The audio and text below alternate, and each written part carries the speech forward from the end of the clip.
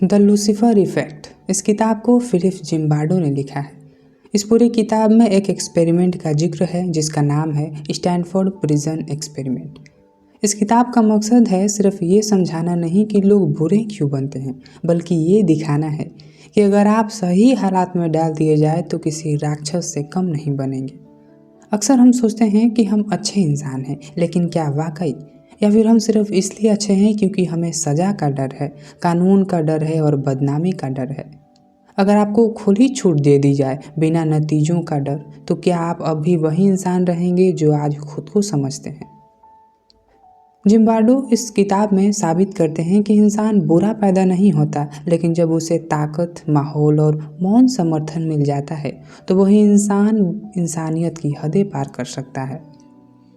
शुरू में Stanford prison experiment एक खेल था जिसमें कॉलेज के लड़कों को 2 हिस्सों में बांटा गया। कुछ को कैदी बनाया गया और कुछ को जेलर।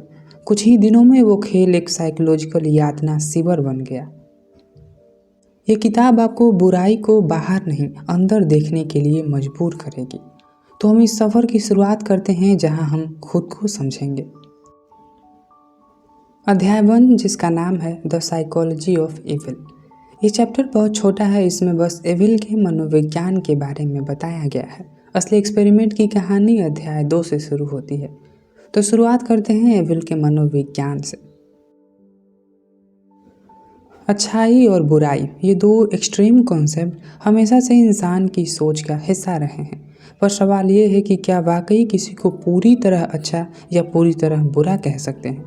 इस पहले अध्याय में जिम्बार्डो हमें एक गहरी, असहज करने वाली सच्चाई से रूबरू कराते हैं कि हर इंसान सही परिस्थिति में बुरा बन सकता है। वो कहते हैं कि एविल कोई अलग से पैदा हुई ताकत नहीं है जो ख़ास लोगों में होती है, बल्कि एक ऐसा मेंटल शिफ्ट है जो तब होता है जब हम किसी सिचुएशन में फंस जाते हैं जहां पावर, कंट्रोल, फियर और सिस्टम का दबाव हमसे वो करवाता है जो हम कभी सोच भी नहीं सकते। इस अध्याय की शुरुआत होती है एक सिंबॉलिक इमेज से, एस्टर की आर्ट, जिसमें एक ही तस्वीर में आप एंजल भी देख सकते हैं और डीमन भी। ये इमेज ये बताती है अच्छाई और बुराई के बीच की दीवार उतनी मजबूत नहीं जितनी हम सोचते हैं। वो दीवार पार भी की जा सकती है और बहुत बार हम खुद बिना जाने उसे पार कर जाते हैं। फिलिप जिम्बार्डो 3 डायमेंशंस की बात करते हैं जो किसी इंसान को बुराई की ओर ले जा सकते हैं। सबसे पहला है पर्सनल पावर, यानी इंसान की अपनी इच्छाएं और सोच जो उन्हें बुराई की ओर ले जा सकती है। दूसरा है सिचुएशनल पावर, यानी वो माहौल जिसमें इंसान रखा गया हो। और तीसरा है सिस्टमेटिक पावर, वो पूरा सिस्टम उस माहौल को डिज़ाइन करता है जो उसे जस्टिफाई करता है। जब एक इंसान को किसी सिस्टम में डाला जाता है जहां उसके एक्शंस के लिए उसे जिम्मेदार नहीं ठहराया जाता और उसके चारों ओर लोग बुराई को नॉर्मल मानने लगते हैं, तब अच्छाई हारने लगती है। वो कहते हैं कि हमें ये समझना होगा कि evil does not always wear a monster face, यानी बुराई हमेशा राक्षस का चेहरा नहीं पहनती। कभी कभी वो हम जैसे दिखते हैं, हमारे जैसे बोलते हैं और फिर भी बुराई करते हैं। यह अध्याय हमें ये सोचने पर मजबूर करता है कि क्या मैं भी उस इंसान की तरह बर्ताव कर सकता हूँ जो मैंने अखबारों में पढ़ा है? क्या मैं भी कभी इस सिस्टम का हिस्सा बनकर न जाने अनजाने में बुराई का माध्यम बन सकता हूँ? जिम्बार्डो का एक लाइन का डेफिनेशन बहुत साफ है, evil is knowing better but doing verse.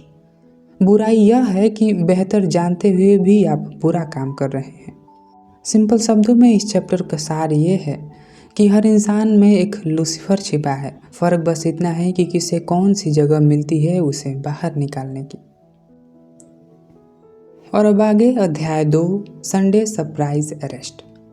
कई बार ज़िंदगी में कुछ घटनाएं अचानक होती हैं, लेकिन उनका असर बहुत गहरा होता है। स्टैनफोर्ड प्रिजन एक्सपेरिमेंट का दूसरा चैप्टर भी एक ऐसे ही घटना से शुरू होता है। एक खेल के नाम पर ऐसा नाटक शुरू हुआ जिसने हकीकत और कल्पना के बीच की दीवार तोड़ दी। रविवार की सुबह कुछ कॉलेज के छात्र अपने अपने घरों में थे। कोई नाश्ता कर रहा था, कोई अभी उठकर बैठा था, तो कोई बाहर जाने की सोच रहा था। लेकिन उन्हें नहीं पता था कि थोड़ी ही देर में असली पुलिस उन्हें उनके घर से गिरफ्तार कर ले जाएगी, बिना किसी असली जुर्म के। ये सब एक मनोवैज्ञानिक प्रयोग का हिस्सा था। स्टैनफोर्ड यूनिवर्सिटी ने इस प्रयोग के लिए असली पुलिस से मदद ली थी। पुलिस की असली गाड़ी, असली वर्दी, हथकड़ी और गिरफ्तार करने की असली तरीके, सब कुछ वैसा ही था जैसे किसी सच्चे अपराधी को पकड़ा जाता है। छात्रों को उनके घर से पड़ोसियों के सामने हथकड़ी लगाकर ले जाया गया। कोई घबरा गया, कोई हंसा और कोई शर्मिंदा हुआ। पर धीरे धीरे सब समझने लगे कि ये मजाक अब नहीं रहा।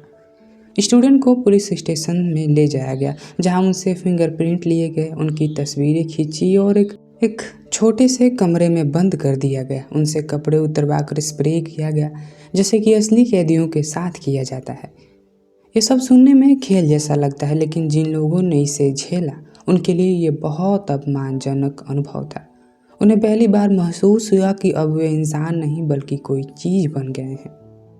इसके बाद उन्हें स्टैनफोर्ड के बेसमेंट में बने नकली जेल में ले गया गया। अब उन्हें उनके नाम से नहीं बल्कि नंबर से बुलाया जाने लगा, जैसे अब तुम कैदी नंबर 8612 हो। उनके कपड़े उतरवा दिए गए और उन्हें एक ढीली सी पोशाक दी गई जिसमें उनका नंबर लिखा था। उनके सिर पर टोपी जैसा कपड़ा पहनाया गया ताकि उनके बाल छिप जाएं, जैसे उनकी असली पहचान मिट जाए। जिम्बार्डो लिखते हैं, हमने उनके नाम छीने, उनके बाल छुपाए और उन्हें नंबर देकर एक चीज़ बना दिया, एक कैदी। और दूसरी तरफ जो छात्र गार्ड बने थे उन्हें वर्दी, चश्मा और सीटी दी गई। उन्हें खुली छूट दी गई थी कि वे कैदियों से जैसे चाहें वैसे संभाले, बस शारीरिक हिंसा न करें। जिम्बार्डो ने जानबूझकर गार्ड को साफ निर्देश नहीं दिए ताकि वे खुद तय करें कि ताकत का इस्तेमाल कैसे करना है। शुरू में गार्ड थोड़े हिचकिचा रहे थे, लेकिन जैसे जैसे उन्होंने कैदियों को देखा उनके बोलने का तरीका बदलने लगा। 8612 सीधे खड़े रहो, बिना पूछे कुछ मत बोलो।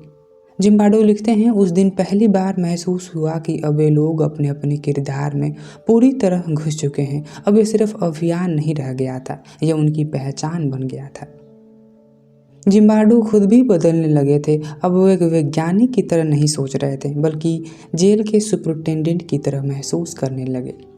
उन्हें खुद ये बदलाव समझ नहीं आया, पर वे अब सिस्टम का हिस्सा बन चुके थे। इस चैप्टर में किसी ने किसी को मारा नहीं, कोई सीधी शारीरिक उत्पीड़ना नहीं हुई, लेकिन सबके दिमाग में बदलाव शुरू हो चुका था। गार्ड्स को पहली बार ताकत का स्वाद मिला, कैदियों ने पहली बार लाचारी महसूस की और जिम्बार्डो ने महसूस किया कि ये सिर्फ रोल निभाना ही नहीं, पूरी माहौल इंसान को बदल सकता है। एक सामान्य रविवार जो आमतौर पर मस्ती से बीतता, उस दिन सब कुछ बदल गया। पहचान छीन ली गई, इज्जत घटा दी गई और एक खेल हकीकत बन गया। और अब इससे आगे की कहानी हम अगले चैप्टर में जानेंगे, पर आखिर में इससे हमें ये समझने को आता है कि जब आप किसी को उनका नाम छीनकर सिर्फ एक नंबर बना देते हो, तब उसके साथ कुछ भी करना आसान हो जाता है। ताकत और अपमान की शुरुआत अक्सर छोटे कदमों से होती है, जैसे नाम से न बुलाना, जैसे एक जैसी पोशाक पहना देना, जैसे चुप रहने का आदेश देना। यहीं से सिस्टम इंसान को बस एक चीज बना देता है। अब आगे अध्याय 3, let Sunday degradation ritual begins. Stanford की उस नकली जेल में अब सब कुछ रोल प्ले नहीं रह गया था। कैदी अब नाम से नहीं नंबर से बुलाए जाते थे। गार्ड सिर्फ अब निगरानी करने वाले नहीं थे, वो अब पावर के नशे में चूर अधिकारी बनते जा रहे थे। और इस रविवार की रात उस जेल में एक नई चीज़ शुरू हुई, डिग्रेडेशन रिचुअल्स, यानी ऐसा व्यवहार जो किसी इंसानियत को तोड़ दे। जैसे ही कैदी अपनी नई जेल में आए, गार्ड्स ने उन्हें एक लाइन में खड़ा किया। हर कैदी को बताया गया कि वो अब कुछ नहीं है, न उनका नाम, न उनकी पहचान और न कोई सामान। उनसे कहा गया, तुम अब सिर्फ एक नंबर हो, भूल जाओ कि तुम कौन थे। गार्ड्स ने उन्हें बार बार खड़ा करवाया, बिठाया और उठाया, सिर्फ ये देखने के लिए कि वो पूरी तरह उनके कंट्रोल में है। कैदियों को रोज कई बार लाइन में खड़ा किया जाता था और हर बार गिनती कराई जाती थी। ये गिनती कोई ज़रूरत नहीं थी, ये एक मेंटल टॉर्चर था, एक तरीका जिससे कैदियों को तोड़ा जाए। गार्ड्स ने उन्हें गलत जवाब देने पर सज़ा देना शुरू कर दिया, जैसे पुशअप्स करवाना, ज़मीन पर लेटाना और चुपचाप खड़े रहना। गार्ड्स की भाषा भी बदलने लगी थी। वो अब कैदियों से ज़ोर से चिल्लाकर, हंसी उड़ाकर और नीचा दिखाकर बातें करते थे। उन्हें ऐसा करने में मज़ा आने लगा था। जिम्बार्डो ने लिखा कि गार्ड्स को ये सब डिसिप्लिन के नाम पर कराने की इजाज़त थी, लेकिन धीरे धीरे ये फन और पावर का खेल बनता जा रहा था। कुछ गार्ड्स ने तो अपने रोल को सिर्फ निभाया, लेकिन कुछ ने अपने अंदर की छिपी सख्ती और क्रूरता को बाहर निकाल दिया। और दूसरी तरफ कैदी अब सवाल पूछने से डरने लगे थे। उनका सिर झुक रहा था, वो आपस में बात करने से भी डरते थे। कुछ धीरे धीरे इमोशनल ब्रेकडाउन की तरफ बढ़ रहे थे। वो चुप थे, गुमसुम थे और डरे हुए थे। एक कैदी ने कहा, मैं ये सब चाहता हूँ कि ये सब जल्दी ख़त्म हो जाए। मुझे पता नहीं चल रहा कि मैं कौन हूँ। यानी एक मनोवैज्ञानिक असर शुरू हो गया था, जहाँ के इंसान अपने आप को भूलने लगा था। और सबसे हैरानी की बात ये थी कि खुद जिम्बार्डो, जो इस पूरे प्रयोग के लीडर थे, अब एक सुपरिटेंडेंट की तरह सोचने लगे थे। वो इन घटनाओं को रोक नहीं रहे थे, क्योंकि उन्हें लग रहा था कि ये सब तो एक्सपेरिमेंट का हिस्सा है। ये वही जगह थी जहाँ एक साइंटिस्ट को सिस्टम का हिस्सा बना दिया गया और उसने वो सब देखा, समझा, लेकिन कुछ नहीं किया। तो इससे हमें समझ में आता है कि किसी इंसान को वस्तु बनाना आसान नहीं होता, लेकिन अगर आप रोज़ रोज़ उसकी इज्जत छीन ले तो वो खुद भी भूल जाता है। अपमान हमेशा एक कदम से नहीं होता, वो छोटे छोटे कामों से शुरू होता है। गिनती, ज़ोर से डांटना, ज़बरदस्ती की बातें, ये सब धीरे धीरे इंसान के अंदर टूटन पैदा करते हैं। और सबसे खतरनाक चीज़ होती है सिस्टम की चुप्पी। जब कोई ताकतवर इंसान या संस्था चुप रहती है तो बुराई और मजबूत हो जाती है। अब आगे चैप्टर 4 है मंडे प्रिजनर रेबिलियन। यानी अब पहली बार कैदियों ने विरोध किया और फिर गार्ड्स का असली चेहरा सामने आएगा। अब हम पहुंच चुके हैं उस मोड़ पर जहां कैदियों ने पहली बार अपनी चुप्पी तोड़ी और एक छोटी सी बगावत शुरू की। 3 दिन तक बीत चुके थे। कैदी अब तक गार्ड्स के हुक्म मानते रहे। डर, शर्म और थकावट के बीच उनकी आवाज़ जैसे गुम हो गई थी। लेकिन इंसान चाहे जितना भी तोड़ दिया जाए, कभी कभी भीतर एक चिंगारी बची रह जाती है, जो सही समय पर भड़क उठती है। सोमवार की सुबह वही हुआ। जैसे ही सुबह हुई, कैदियों ने एक नया फैसला किया। आज से वो गार्ड्स की बातें नहीं मानेंगे। उन्होंने अपनी पोशाक उतार दी, उन्होंने बैरकों के दरवाजे को ब्लॉक कर दिया और सबसे बड़ी बात, उन्होंने गार्ड्स की आंखों में आंखें डालकर बात करना शुरू की। गार्ड्स, जो अब तक अपनी ताकत के नशे में थे, अचानक घबरा गए। फिलिप जिम्बार्डो लिखते हैं, जब कैदी चुप थे तब गार्ड्स राज कर रहे थे, लेकिन जैसे ही कैदियों ने एकता दिखाई, ताकत का संतुलन हिल गया।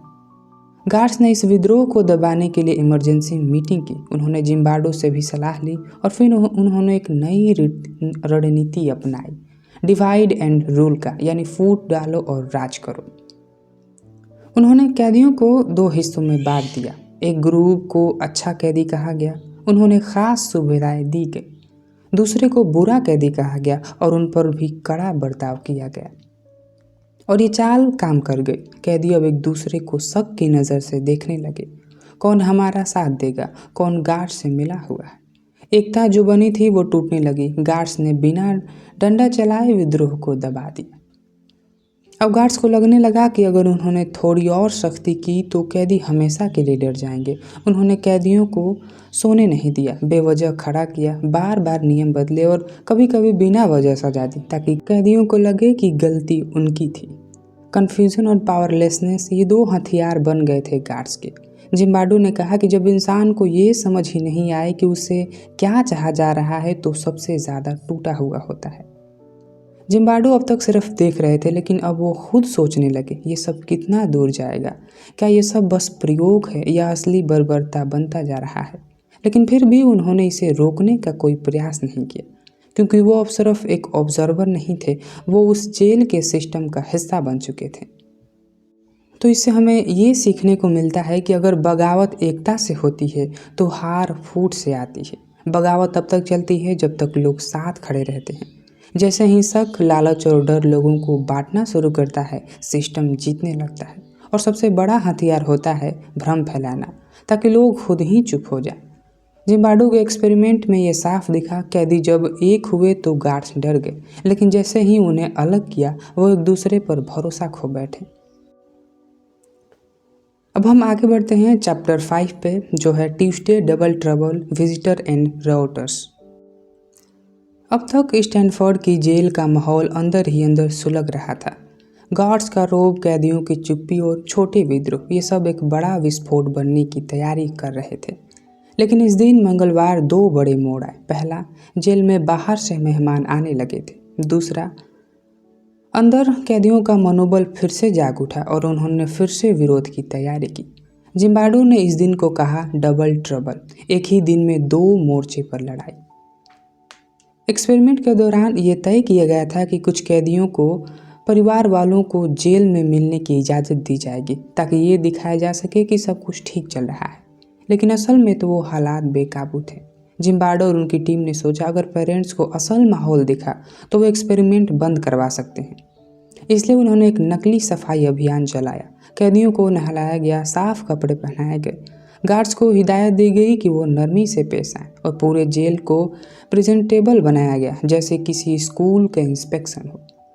जब पेरेंट्स आए उन्होंने सवाल पूछे, क्या ये सब इतना थके हुए क्यों लग रहे हैं? क्यों हमें बस 10 मिनट मिल रहे हैं? क्या सब ठीक है? जिम्बार्डो ने बहुत सफाई से उन सबको जवाब दिया और पेरेंट्स को तसल्ली दी। लेकिन अंदर ही अंदर कैदी और ज़्यादा टूट गए। उन्होंने अपने माँ बाप से मिले, उन्होंने खुलकर बोलने नहीं दिया गया। विजिटर डे की झलक से कैदियों को थोड़ी ताकत मिली। उन्हें लगा कि बाहर की दुनिया अब भी उनकी है। और यहीं से शुरू हुआ एक और छिपा हुआ विरोध। कैदियों ने तय किया कि वो धीरे धीरे गार्ड्स की बातें मानने से इनकार करेंगे। वो गिनती में गड़बड़ी करेंगे, आदेश को टालेंगे, चुप रहेंगे और उल्टा जवाब देंगे। गार्ड्स को गुस्सा आने लगा। एक गार्ड ने कहा, अभी लोग फिर से सर उठा रहे हैं, अब सज़ा और कड़ी करनी चाहिए। अब जो स्टूडेंट्स गार्ड बने थे उन गार्ड्स का रवैया और कठोर हो गया। कुछ कैदियों को ज़मीन पर पेट के बल लिटा दिया, कुछ को टॉयलेट जाने से मना कर दिया और फिर बाकी कैदियों को ये दिखाया गया कि किस तरह से विरोध करने वालों को नीचा दिखाया जा रहा है। ये सज़ा सिर्फ शारीरिक का नहीं, ये मन की तोड़फोड़ थी। जिम्बार्डो लिखते हैं कि गार्ड्स अब क्रिएटिव तरीके से अपमान करने लगे थे। उन्हें मज़ा आने लगा था कि कैसे बिना हाथ उठाए किसी को तोड़ा जाए। ऑथर खुद लिखते हैं कि उन्हें लगा कि कुछ गलत हो रहा है, लेकिन एक्सपेरिमेंट को चलते रखने की जिद और क्यूरियोसिटी ने उन्हें रोक दिया। वो बाहर से काम दिखा रहे थे लेकिन अंदर ही अंदर सवाल उठने लगे थे। क्या ये बस एक्सपेरिमेंट है या हम सच में एक बर्बर जेल बना दी हैं? तो इससे हमें ये सीख मिलता है कि जब सिस्टम दिखावे के लिए अच्छा बनता है और असल में अंदर से सड़ रहा होता है तब बुराई और गहरी हो जाती है। जब विजिटर आए तो सब कुछ साफ दिखाया गया लेकिन सच्चाई छुपाई गई। जब विरोध शुरू हुआ तो सिस्टम ने पहले उसे तोड़ा, फिर उस पर पर्दा डाला और जब बाहर की दुनिया को सच दिखाने का मौका मिला तो उसे मीठे झूठों से ढक दिया गया। इस चैप्टर से हम समझते हैं कि सिस्टम के दो चेहरे रखता है, एक बाहर की दुनिया के लिए और एक अंदर के शिकार के लिए। और अब हम आगे बढ़ते हैं चैप्टर 6 पे, जिसका नाम है Wednesday is spiralling out of control, यानी बुधवार को बेकाबू हो जाना, जब हालात हाथ से फिसलने लगे। अब स्टैनफोर्ड की ये नकली जेल एक मनोवैज्ञानिक प्रयोग नहीं रही, ये एक असली तानाशाही की झलक बन चुकी थी। हर दिन के साथ गार्ड्स ज़्यादा निर्दयी हो रहे थे, कैदी ज़्यादा टूटते जा रहे थे और जिम्बार्डो का नियंत्रण धीरे धीरे ख़त्म होता जा रहा था। इस चैप्टर में सब कुछ एक ऐसी जगह पहुंच जाता है जहां से लौटना मुश्किल होता है। एक कैदी था, प्रिजनर नंबर 8612। पहले दिन से ही उसने विरोध किया था। वो बोलता था, सवाल करता था और गार्ड्स के खिलाफ खड़ा रहता था। लेकिन अब लगातार अपमान, नींद की कमी और मानसिक दबाव ने उसे अंदर से तोड़ दिया था। वो ज़ोर ज़ोर से चिल्लाने लगा, मुझे बाहर निकाल दो, मैं अब और नहीं सह सकता, मैं पागल हो जाऊंगा। जिम्बार्डो ने जब उससे बात की तो उसने कहा, या तो मुझे बाहर जाने दो या मैं सच में पागल हो जाऊंगा। लेकिन यहाँ एक अजीब बात हुई। जिम्बार्डो ने उसे ये कह के टाल दिया कि ये सब तो तुम्हारे रोल का हिस्सा है। वो ये समझ नहीं पाए कि अब ये नाटक नहीं था, 8612 सच में टूट चुका था। अंत में जब कैदी ने कहा कि वो वकील बुलाएगा तब जाकर जिम्बार्डो को झटका लगा। उन्होंने 8612 को मेडिकल रिलीज देकर बाहर भेज दिया। लेकिन इससे पहले कि कैदी को एक और झटका लगा, गार्ड्स ने अफवाह फैला दी कि वो बाहर जाकर जेल को गिराने की साजिश कर रहा है। अब गार्ड्स को डर लगने लगा, अगर 8612 सच में बाहर जाकर पुलिस को कुछ बात बता दे। जिम्बार्डो को भी डर सताने लगा तो उन्होंने एक नया प्लान बनाया। जेल को अस्थायी रूप से बंद किया गया, कैदियों को एक कमरे में छुपाया गया और पूरा स्टाफ पॉसिबल अटैक के लिए तैयार रहने लगा। अब सोचो, ये सब एक एक्सपेरिमेंट था, लेकिन सब लोग इसे इतना असली मानने लगे थे कि वो अब सच में किसी से डरने लगे थे। जिम्बार्डो खुद लिखते हैं, मैं भूल चुका था कि ये सब शोध था। मैं अब बस एक जेल अधीक्षक था जो अपनी जेल की रक्षा कर रहा था। इस चैप्टर में सबसे चौंकाने वाली बात ये थी कि कैदी अब अपने पुराने जीवन को भूलने लगे थे। गार्ड्स खुद को असली पुलिस समझने लगे थे और जिम्बार्डो खुद एक साइंटिस्ट नहीं, एक जेलर मानने लगे थे। ये सब दिखाता है कि इंसान का दिमाग जब किसी रोल में पूरी तरह डूब जाए तो वो हकीकत और कल्पना का फ़र्क भूल जाता है। तो इस चैप्टर से हमें समझ आता है कि अगर तुम बार बार कोई झूठ जीते हो तो एक दिन वो सच लगने लगता है, चाहे वो जितना भी खतरनाक हो। कैदी नंबर 8612 टूट गया क्योंकि सिस्टम ने उसे एक्टिंग समझा, उसकी असली हालात नहीं देखी। गार्ड्स डर गए क्योंकि अब उन्हें अपनी खुद की बर्बरता से खतरा लगने लगा था। और जिम्बार्डो जैसे समझदार इंसान भी सिस्टम के इतने अंदर चले गए कि उन्हें सही और गलत का फ़र्क दिखना बंद हो गया। जब एक झूठ को बार बार दोहराया जाए तो वो एक्सपेरिमेंट नहीं रह जाता, वो ज़िंदगी बन जाती है। और आगे चैप्टर 7 जिसका नाम है द पावर ऑफ पेरोल, यानी रिहाई की ताकत। अब आज़ादी भी एक खेल बन गई। इस चैप्टर में एक बहुत ही अजीब बात सामने आती है। कैदी अब इतने टूट चुके थे कि उन्हें अपनी असल आज़ादी का भी ध्यान नहीं था। उन्हें लगने लगा कि वो सच में जेल में है और बाहर जाने के लिए उन्हें पैरोल बोर्ड से मंजूरी लेनी होगी। और ये शुरू होता है इस चैप्टर का सबसे परेशान करने वाला हिस्सा कि कैसे इंसान की सोच को इस हद तक बदल दिया जाता है कि वो अपनी आज़ादी भी भूल जाए। ऑथर फिलिप जिम्बार्डो ने एक पैरोल बोर्ड बनाई जो असल में उनकी ही टीम के कुछ लोग थे। कैदियों से कहा गया कि अगर वो अच्छा व्यवहार करे तो पैरोल के लिए अप्लाई कर सकते हैं, यानी अच्छे बनो तो छोड़ दिए जाओगे। अब तक कुछ ही कैदी इससे थक चुके थे, उन्हें लगा कि ये सच है। उन्होंने लिखी पढ़ी की एप्लीकेशन दी और उम्मीद की कि अब शायद उन्हें रिहा कर दिया जाए। लेकिन जब उनसे पूछा गया, अगर हम तुम्हारी पैरोल रिजेक्ट कर दें तो क्या तुम पैसे लेकर यहीं रहना चाहेंगे, तो ज़्यादातर कैदियों ने कहा हाँ, हम यहीं रहेंगे। अब सोचो, ये वही लोग थे जो स्वेच्छा से इस एक्सपेरिमेंट में आए थे, जो कभी भी बाहर जा सकते थे, लेकिन अब वो सिस्टम में ऐसे बंध गए थे कि उन्हें अपने हक ही याद नहीं रहा। जिम्बार्डो फिर लिखते हैं कि कैदियों ने अब खुद को एक्सपेरिमेंट का हिस्सा नहीं बल्कि सचमुच का कैदी मान लिया था। और यहाँ पर सबसे खतरनाक बात ये थी कि कैदी शारीरिक रूप से नहीं बल्कि मानसिक रूप से बंदी बन चुके थे। उन्हें लगता था कि अब उनकी किस्मत गार्ड्स के हाथों में है। उन्हें लगता था कि पैरोल बोर्ड ही उन्हें बाहर निकाल सकती है, और सबसे डरावनी बात, उन्हें लगता था कि वो बाहर जाने के लायक नहीं है। जिम्बार्डो कहते हैं, जब इंसान खुद को कैद मान लेता है तब उसके लिए दरवाज़ा खुला होने का कोई मतलब नहीं रह जाता। इस चैप्टर में यह भी दिखाया गया है कि कैसे सिस्टम लोगों को मूलभूत गरिमा छीन लेता है। कैदी अब कोई मांग नहीं रहे थे, वो सिर्फ अनुमति मांगते थे, जैसे उन्हें अपनी खुद की ज़िंदगी पर हक नहीं रहा। ऑथर ने सोचा कि क्या ये वही लोग हैं जो सिर्फ 5 दिन पहले कॉलेज के आज़ाद छात्र थे। तो इस अध्याय से हम ये सीखते हैं कि जब इंसान अपनी आज़ादी को भूल जाए तब सिस्टम सबसे ज़्यादा ताकतवर हो जाता है। एक झूठा सिस्टम, एक नकली पैरोल बोर्ड और कुछ नकली सवालों ने असल को सच में बदल दिया। लोगों को इतना तोड़ा गया कि उन्हें खुद को सिस्टम के हवाले कर दिया। उन्होंने बाहर जाने का दरवाज़ा देखा लेकिन उसकी तरफ बढ़ने की हिम्मत खो दी। कैद सिर्फ दीवारों में नहीं होती, सबसे खतरनाक कैद वो होती है जो इंसान के मन में होती है। आगे चैप्टर 8 जिसका नाम है थर्सडे रियलिटी कॉन्फ्रंटेशंस। स्टैनफोर्ड की जेल अब 7वें दिन में थी। हर बीतते दिन के साथ माहौल और गंभीर होता जा रहा था। गार्ड्स की सख्ती बढ़ती जा रही थी, कैदियों की मानसिक हालात गिरती जा रही थी। लेकिन गुरुवार को पहली बार इस सिस्टम की असलियत से बाहर की दुनिया की नज़रों का सामना हुआ। जिम्बार्डो और उसकी टीम ने इस दिन कुछ खास मेहमानों को जेल बुलाया, कुछ डॉक्टर, एक कैथोलिक पादरी और स्टैनफोर्ड के कुछ दूसरे लोग। मकसद था एक्सपेरिमेंट को एक नए नज़रिए से देखना, लेकिन जो हुआ उसे जिम्बार्डो को अंदर तक हिला दिया। जब विजिटर्स अंदर आए तो शुरू में उनसे सब कुछ ठीक लगा। गार्ड्स वर्दी में थे, कैदी शांत बैठे थे जब माहौल कंट्रोल लग रहा था। लेकिन जैसे ही उन्होंने कैदियों से अकेले बात करना शुरू की, सब कुछ बदल गया। कैदी रोने लगे। उन्होंने अपने डर, अपमान और टूटे मन की बात की, और कुछ ने तो सीधे कहा, कृपया हमें यहाँ से निकालिए, हम ये और नहीं सह सकते। इन प्रोफेशनल्स ने तुरंत नोट किया कि ये सिर्फ अभिनय नहीं था, ये असली साइकोलॉजिकल सफरिंग थी। और एक दिलचस्प चीज़ सामने आई कि जिम्बार्डो ने एक्सपेरिमेंट में एक कैथोलिक पादरी को भी बुलाया ताकि कैदियों को स्पिरिचुअल काउंसलिंग हो सके।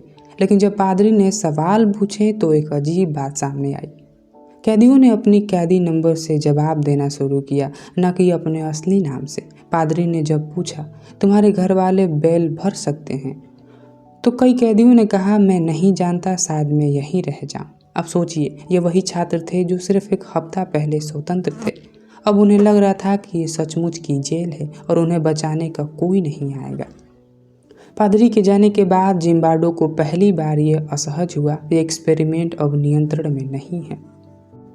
और इस दिन जिम्बार्डो के मन में एक सवाल उठ गया, क्या मैं भी अब इस वैज्ञानिक नहीं हूँ, या मैं भी इस सिस्टम का हिस्सा बन गया हूँ? उन्होंने महसूस किया कि वो ऑब्जर्वर नहीं रहे, बल्कि वो अब खुद जेल के सुपरिटेंडेंट बन चुके थे।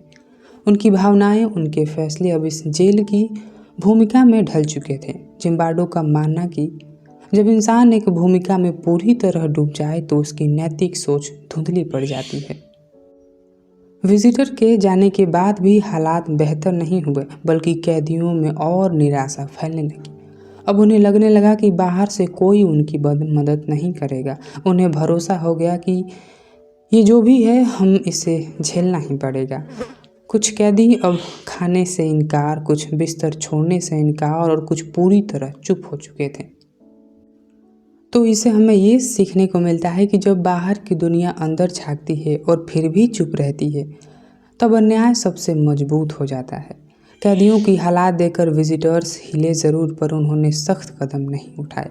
जिम्बार्डो ने सच्चाई देखी, पर अब भी एक्सपेरिमेंट को रोका नहीं, और कैदी अब इस सिस्टम को ही अपनी किस्मत मान चुके थे। इस चैप्टर में सबसे साफ बात होती है कि सिर्फ बुरा सिस्टम नहीं, चुप रहने वाली बाहरी दुनिया भी जिम्मेदार होती है। और अब आगे अध्याय 9, फ्राइडेज फेड टू ब्लैक। छठे दिन तक स्टैनफोर्ड की यह जेल अब एक मनोवैज्ञानिक प्रयोग नहीं रही थी। यह एक ऐसी जगह बन चुकी थी जहां इंसानियत धीरे धीरे मुरझाने लगी थी। जिम्बार्डो अब तक सब कुछ देख रहे थे, कैदियों का टूटना, गार्ड की बढ़ती बेरहमी और सिस्टम की गहराती बर्बरता। लेकिन शुक्रवार को कुछ ऐसा हुआ जिसने सबको सोचने पर मजबूर कर दिया कि शर्म, डर और झूठ का एक ऐसा घना कोहरा छा गया जिसे अब रोका नहीं जा सकता था। शुक्रवार को एक और कैदी बुरी तरह टूट गया, प्रिजनर 819। उसे कमरे में ले जाकर आराम देने की कोशिश की गई, क्योंकि वो लगातार रो रहा था। वो बार बार कह रहा था, मुझे यहाँ से बाहर निकालो, मुझे सांस नहीं आ रही। लेकिन तभी एक गार्ड जिम्बार्डो को बताया कि बाकी कैदियों को सज़ा दी जा रही है क्योंकि 819 ने गलती की थी।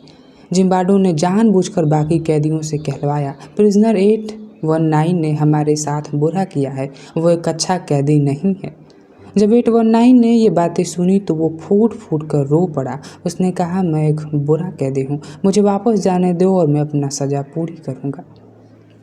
फिलिप जिम्बार्डो चौंक गए। उन्हें पहली बार महसूस हुआ कि एक पढ़ा लिखा समझदार लड़का अब खुद को सिर्फ एक बुरा कैदी मानने लगा है। उन्होंने उसी पल फैसला किया, तुम कैदी नहीं हो, तुम एक इंसान हो और ये बस एक्सपेरिमेंट है। जिम्बार्डो ने तुरंत एक्सपेरिमेंट से बाहर निकाल दिया। प्रिजनर 819 की हालात देखकर जिम्बार्डो के अंदर कुछ टूट गया। उन्होंने महसूस किया कि ये अब सिर्फ एक डाटा या साइकोलॉजी नहीं रहा, ये अब मानवता पर चोट बन चुका है। उन्होंने खुद से पूछा, क्या ये मेरा काम है? क्या मैंने एक नकली जेल बनाते बनाते सच में लोगों की मानसिक आज़ादी छीन ली है? 6 दिन पहले शुरू हुआ ये खेल अब एक इंसानी त्रासदी बन चुका था। फिर जिम्बार्डो की प्रेमिका और एक साइकोलॉजिस्ट क्रिस्टीना मैस्लेक एक्सपेरिमेंट को देखने आई। जैसे ही उन्होंने कैदियों को गार्ड से डांट खाते, टूटते और गुमसुम पड़े देखा, उनके मुंह से बस एक लाइन निकली, ये तुम क्या कर रहे हो, ये लोग इंसान हैं। जिम्बार्डो ने उन्होंने समझाने की कोशिश की कि ये साइंटिफिक स्टडी है, तो क्रिस्टीना ने साफ कहा, अगर ये साइंस है तो मैं इसके साथ नहीं हूँ। उसका ये सीधा सवाल जिम्बार्डो को हिला दिया। ये पहली बार था कि किसी ने सिस्टम से बाहर खड़े होकर कहा, बस करो। उस रात ऑथर ने खुद को साफ साफ बात की। उन्होंने अब समझ आ गया था कि एक्सपेरिमेंट बेकाबू हो चुका है, रोल प्लेइंग अब असलियत बन चुकी है, और सबसे डरावनी बात, वो खुद इस सिस्टम का हिस्सा बन चुके हैं। उन्होंने फैसला किया, अगले ही दिन सैटरडे को एक्सपेरिमेंट बंद करा दिया जाएगा। तो इस अध्याय से हमें ये सीख मिलती है कि कभी कभी सबसे बड़ा अंधेरा वहीं होता है जहां हम सबसे ज़्यादा रोशनी समझते हैं, अपने ही विचारों में। प्रिजनर 819 ने खुद को सिस्टम का दोषी मान लिया। ये दिखाता है कि बारबेरिज्म दिमाग में कैसे घुसता है। जिम्बार्डो को भी एक्सपेरिमेंट से बाहर की नज़र चाहिए थी, तभी उन्हें सिस्टम का असली चेहरा दिखा, और क्रिस्टीना ने जो कहा वो पूरी किताब का सबसे ताकतवर मोड़ बना। बुराई तब तक चलती रहती है जब तक कोई खड़ा होकर कहे, बस बहुत हुआ।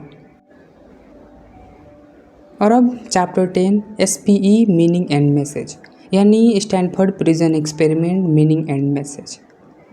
SPE अब ख़त्म हो चुका था, लेकिन जो असर उसने छोड़ा वो बहुत गहरा था। जिम्बार्डो इस चैप्टर में बैठकर एक एक बातें को पीछे पलटते हैं और समझाने की कोशिश करते हैं कि आखिर इस प्रयोग का मतलब क्या था। कैसे कुछ साधारण कॉलेज स्टूडेंट सिर्फ 6 दिनों में इतने बदल सकते हैं, कैसे अच्छे लोग इतने बुरे बन सकते हैं बिना किसी मजबूरी, बिना किसी असली सजा के डर से। इस चैप्टर में जिम्बार्डो कुछ सबसे ज़रूरी बातों को सामने लाते हैं और हमसे बताते हैं कि इंसानी स्वभाव को समझने का तरीका अब पहले जैसा नहीं रह गया है। वो कहते हैं कि इस एक्सपेरिमेंट में सबसे डरावनी चीज़ ये नहीं थी कि गार्ड्स बुरे बन गए, बल्कि ये थी कि वो खुद को भी नहीं जानते थे कि वो बदल चुके हैं। वो तो बस मजाक कर रहे थे, वो अब अपमान बन चुका था। वो आदेश दे रहे थे, वो अब ज़बरदस्ती बन चुका था। वो रोल प्ले कर रहे थे, जो अब आइडेंटिटी बन चुका था। ये एक एल्केमी थी, एक जादुई रासायनिक बदलाव जैसे, लेकिन दिमाग में, जिसने एक इंसान धीरे धीरे एक ऐसा इंसान बन जाता है जो वो पहले नहीं था। ऑथर इस बात पर जोर देते हैं कि कोई भी इंसान, चाहे वो कितना भी अच्छा हो, अगर उसे ख़ास रोल, माहौल और अथॉरिटी मिल जाए तो वो धीरे धीरे बुरा बन सकता है। इसका मतलब ये नहीं है कि इंसान इनहेरेंटली बुरा है, बल्कि ये है कि परिस्थितियाँ उसे ऐसा बना सकती हैं। उदाहरण के लिए, गार्ड्स ने कभी नहीं सोचा था कि वो कैदियों को मानसिक रूप से तोड़ेंगे, लेकिन सिचुएशन ने उनके अंदर की छिपी ताकत और हिंसा को बाहर निकाला, और वो बस अब न्याय और अनुशासन के नाम पर होता गया। अब इस एक्सपेरिमेंट का एक बहुत गहरी बात समझते हैं कि बुरा इंसान ज़रूरी नहीं कि अकेला हो, बहुत बार वो सिस्टम की उपज होता है। यानी अगर हम किसी सोल्जर को, किसी कॉप को या किसी एम्प्लॉय को गलती करते देखें तो सिर्फ उसे दोष देना आसान होता है, लेकिन असली सवाल ये होना चाहिए कि उसे किसने ये भूमिका दी, किस माहौल ने उसे बदल दिया, किस सिस्टम ने उसे सिखाया कि तुम जो कर रहे हो वो सही है। और अब जिम्बार्डो एक सवाल से बार बार टकराते हैं कि क्या इंसान कभी जान पाएगा कि वो किन हालातों में किस हद तक गिर सकता है। स्टैनफोर्ड एक्सपेरिमेंट का सबसे बड़ा शौक यही था कि हर किसी ने अपनी सीमाएं पार कर दी थी और उन्हें खुद भी नहीं पता चला। ऑथर कहते रहे कि एक्सपेरिमेंट सिर्फ साइकोलॉजी की किताबों के लिए नहीं था, ये पूरे समाज के लिए एक आईना था। स्कूल में बुलिंग क्यों होती है, पुलिस कस्टडी में लोग क्यों मरते हैं, सत्ता में बैठे लोग धीरे धीरे निर्दयी हो जाते हैं। इन सब सवालों का जवाब SPE ने दिखाया कि क्योंकि सिस्टम उन्हें ऐसा बना देते हैं। और अब पूरे एक्सपेरिमेंट से हमें जो सीख मिलता है वो ये है कि अगर हम अपने अंदर के बदलावों को समय रहते न पहचाने तो हम खुद को खो बैठते हैं। इंसान रोल निभाते निभाते उस रोल में गुम हो जाता है। सिस्टम अगर अनचेक रहे तो वो अच्छाई को भी बुराई में बदल देता है। और सबसे ज़रूरी, हमें खुद से सवाल पूछते रहना चाहिए कि मैं जो कर रहा हूँ वो वाकई मैं हूँ। स्टैनफोर्ड एक्सपेरिमेंट सिर्फ 6 दिनों का था, लेकिन जो सिखाया वो जिंदगी भर के लिए था। और अब आगे चैप्टर 11 टू चैप्टर 16। जब एक प्रयोग ने दुनिया का आईना दिखाया। स्टैनफोर्ड प्रिजन एक्सपेरिमेंट अब ख़त्म हो चुका था, लेकिन सवाल अब भी जिंदा थे, सिर्फ किताब में नहीं, समाज में। कि क्या ये बदलाव सिर्फ एक रोल प्ले का हिस्सा था या हम सबके भीतर वो अंधेरा पहले से था। जिम्बार्डो अब एक्सपेरिमेंट की कहानी से बाहर आकर हमें असली दुनिया की तस्वीर दिखाते हैं और बताते हैं कि वो जो कुछ भी हुआ वो कोई अजूबा नहीं था। ऐसा हर रोज कहीं ना कहीं होता जा रहा है। फ़र्क बस इतना है कि वहाँ कोई कैमरा नहीं है, कोई रिपोर्ट नहीं और कोई रोकने वाला नहीं। सबसे पहले बात होती है सेना और जेलों की। जिम्बार्डो सीधे उस सच्चाई की तरफ इशारा करते हैं जो दुनिया के सामने अबू घरीब प्रिजन में आई थी, जहां अमेरिकन सोल्जर ने इराकी प्रिजनर को अपमानित किया, नंगा किया, उन पर कुत्ते छोड़े, तस्वीरें ली और फिर हंसी उड़ाई। फिर दुनिया हिल गई थी। लोगों ने कहा यह कुछ बुरे लोगों ने किया है। लेकिन जिम्बार्डो पूछते हैं क्या ये लोग पहले से बुरे थे या फिर सिस्टम ने इन्हें ऐसा बना दिया। उनकी बात साफ थी, ये सोल्जर भी वही थे जो स्टैनफोर्ड के गार्ड्स बने थे। फ़र्क बस इतना था कि स्टैनफोर्ड में ये रोल प्ले था और ये वहाँ हकीकत था। इसके बाद जिम्बार्डो हमें मिलाते हैं साइकोलॉजी और एक बड़े एक्सपेरिमेंट से, मिलग्राम एक्सपेरिमेंट। यहाँ पर आम लोगों से कहा गया कि वो एक अनजान इंसान को बिजली का झटका दे अगर वो सवाल का गलत जवाब दे। ज़्यादातर लोगों ने झटका दिया, यहाँ तक कि अब सामने वाला चिल्लाने लगा, दर्द से कराहने लगा, तब भी, क्योंकि अथॉरिटी ने कहा था कि ऐसा करना ज़रूरी है। यहाँ भी वही बात सामने आती है, मैं बस आदेश मान रहा था। यह वही जस्टिफिकेशन था जो निजी जर्मनी में लाखों लोगों की हत्या के बाद सोल्जर ने अदालत में दी थी। फिलिप जिम्बार्डो कहते रहते हैं कि ये पैटर्न साफ है। जब इंसान को जिम्मेदारी से हटाकर उसे सिर्फ एक रोल दे दिया जाए, जब उसके एक्शंस को सिस्टम की मंजूरी मिल जाए और जब उसके सामने वाला दूसरा बना दिया जाए, यानी एनिमी, प्रिजन और आउटसाइडर, तब इंसान सोचता नहीं, वो पालन करता है। और अब जब जिम्बार्डो हमें चेतावनी देते हैं, ये सब सिर्फ जेलों और मिलिट्री तक सीमित नहीं है। हमारे समाज में, दफ्तरों में, स्कूलों में, ऑनलाइन प्लेटफॉर्म पर भी ये हो रहा है। जब एक लड़का स्कूल में बार बार मजाक उड़ाए जाने पर चुपचाप रहने लगता है, जब एक लड़की वर्क प्लेस में बॉस के अपमान को कल्चर मान लेती है, जब एक कम्युनिटी को मीडिया में बार बार विलेन की तरह दिखाया जाता है, तो समझ लीजिए स्टैनफोर्ड प्रिजन एक्सपेरिमेंट अब हमारे बीच चल रहा है।